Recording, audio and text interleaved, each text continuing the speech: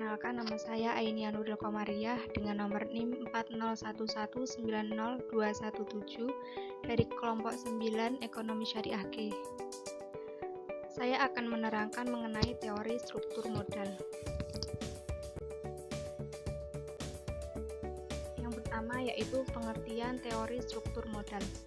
Struktur modal merupakan perimbangan antara jumlah hutang jangka pendek bersifat permanen, hutang jangka panjang, saham preferen, dan saham biasa.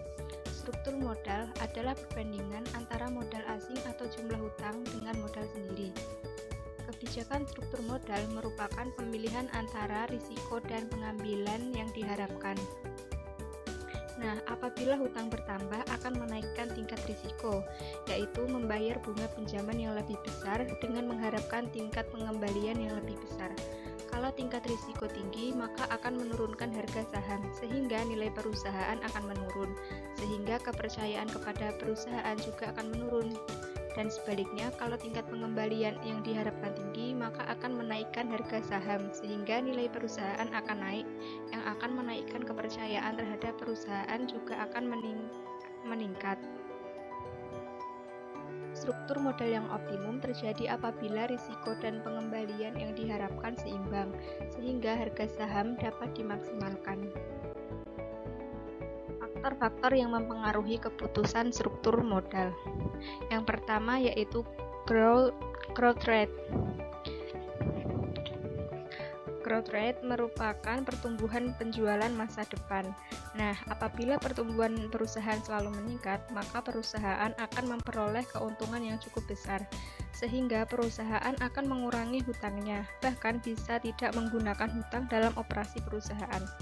Namun sebaliknya, apabila perusahaan tingkat pertumbuhannya kecil, bahkan tidak ada pertumbuhan, maka kemungkinan perusahaan menggunakan hutang akan lebih besar.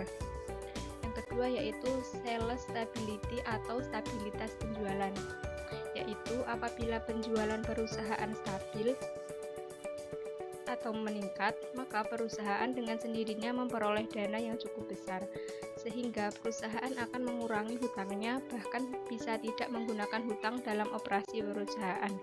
Namun, sebaliknya, apabila penjualan perusahaan stabil turun, maka perusahaan akan berkurangnya dana yang diperoleh, sehingga perusahaan akan menambah hutangnya untuk keperluan operasi perusahaan.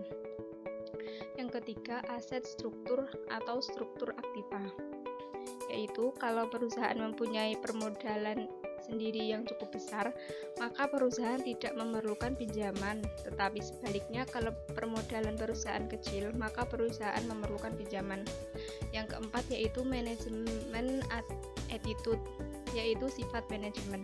Dalam melakukan operasi perusahaan, manajemen ada yang bersifat berani menanggung risiko dan ada pula yang bersifat tidak menyukai risiko.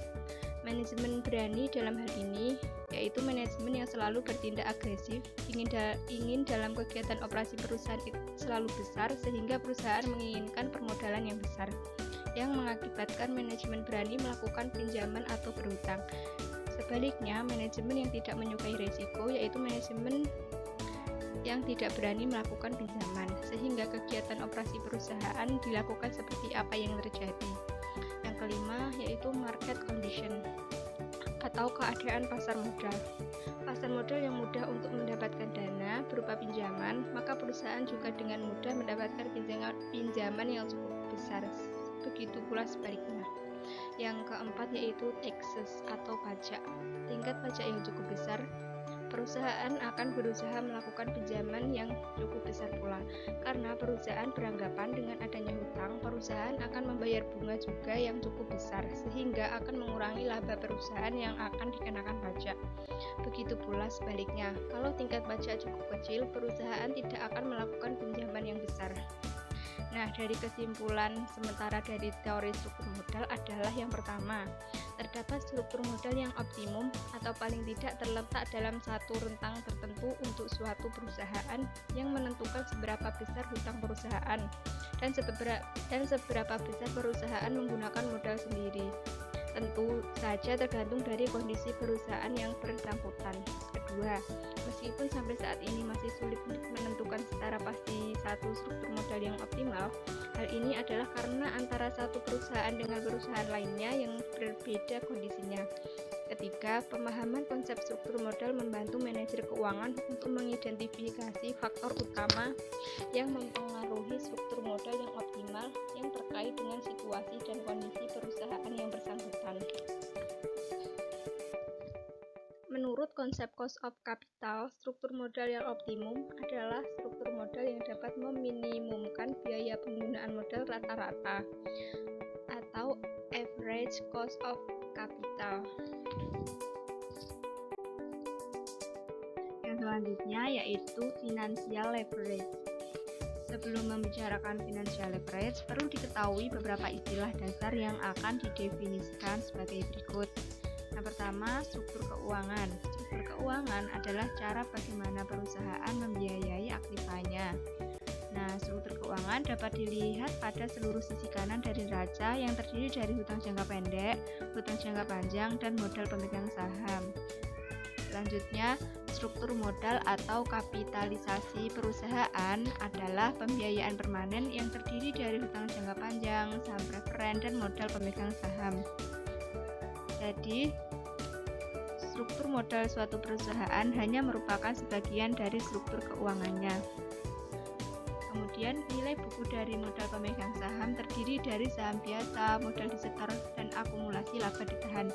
Bila perusahaan memiliki saham preferen, maka saham tersebut akan ditambahkan kepada modal pemegang saham, dan kedua saham itu atau saham biasa dan saham preferen akan disebut dengan kekayaan bersih atau net worth perusahaan.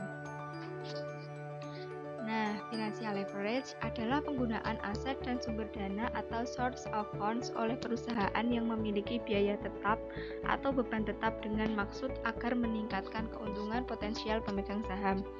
Tujuan dari financial leverage adalah keuntungan yang diperoleh lebih besar dari biaya aset dan sumber dananya tersebut di atas, sehingga meningkatkan keuntungan pemegang saham.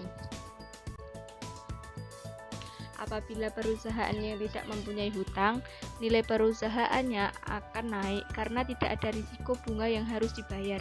Kemudian, nilai perusahaan akan turun karena terbatasnya dana sehingga perusahaan harus berhutang untuk operasi perusahaan. Yang selanjutnya adalah break-even financial leverage. Untuk mengetahui seberapa besar EBIT atau earning before interest and taxes, laba sebelum bunga dan pajak agar menyamakan EPS atau earning per share, laba per lembar saham dan keseimbangan pada semua alternatif menggunakan rumus indifference point atau break-even financial leverage sebagai berikut. Yang pertama, alternatif ada saham tanpa obligasi dengan rumus X dalam kurung 1 min T per S1. Yang kedua, alternatif ada saham, ada obligasi dengan rumus dalam kurung X min C tutup kurung, buka kurung 1 min T tutup kurung per S2 dengan keterangan X yaitu tingkat EBIT pada indifference point, C yaitu jumlah bunga obligasi dinyatakan 0, T yaitu tingkat pajak perseroan, S1 yaitu jumlah lembar saham biasa yang beredar tanpa obligasi, S2 jumlah lembar saham biasa yang beredar tanpa disertai obligasi secara bersama-sama.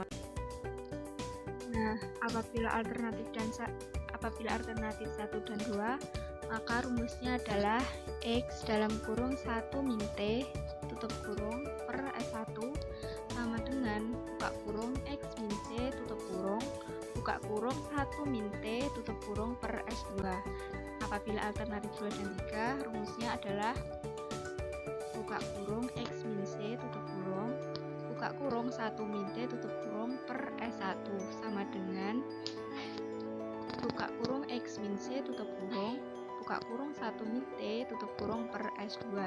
Apabila alternatif 1 dan 3, maka rumusnya X buka kurung 1 min T tutup kurung per S1 sama dengan buka kurung X min C tutup kurung buka kurung 1 min T tutup kurung per S2. Saya sampaikan, apabila ada kurang lebihnya saya mohon maaf. Wassalamualaikum warahmatullahi wabarakatuh.